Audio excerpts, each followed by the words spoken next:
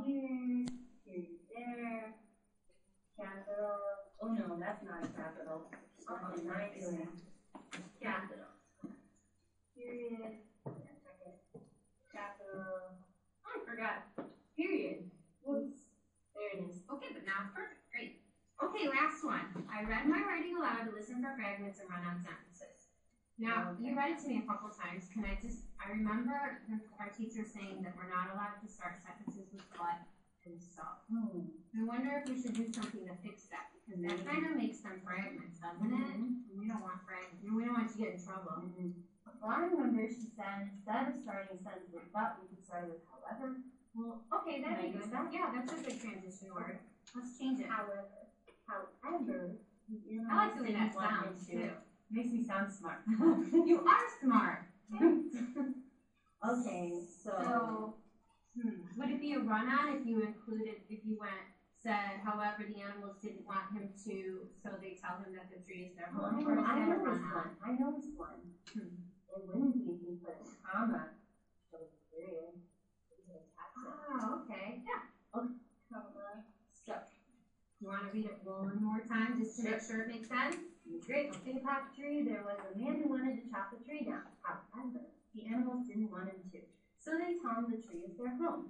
Finally, the man decides not to chop the tree down. Do you like the way it sounds? I do. I do too. I think you did a great job. Sure. Let's look at mine now. Okay. All right. Ladies and gentlemen, how'd they do? Awesome. Yeah, pretty good. Okay, let's talk stars and steps. Haley? They weren't not paying attention. They were paying attention. The whole time. Now I know that there's nobody talking around them for distractions, but I mean the whole time they were focused right on each other. Definitely. Matt, what else? Well, at first, she started listing them. Who's she? Miss Hicks. Miss Hicks. Okay. She listed all the animals, but then she changed it around and put animals and man. So that was a star for them, and they kept focused on the paper. And did you realize, too, with that, it was never really Mrs. Eckert that told her. I think you need to change this to animals. By talking it through together, Miss Hicks was able to realize, oh, wait a second. Maybe I need to change it, and she was able to come up with the ideas herself instead of someone just telling her what to do. Madeline? They realized they needed the transitions and not to start with but or so. They like reread everything. Did you catch 3 times? How many times they reread? They kept going back and listening to it again and again and again to make sure that it sounded right and it made sense. That's what we want to make sure we do also. Nick? They used the checklist. They did! Yay for the checklist! And they double checked it. And they double checked it and triple checked it and quadruple checked it. Yeah. They like printed out what the teacher said. Yeah, they kept referring back to, I think Mrs. Eckert said, and remembering the lesson. We've been doing Somebody Want If It So's the whole week.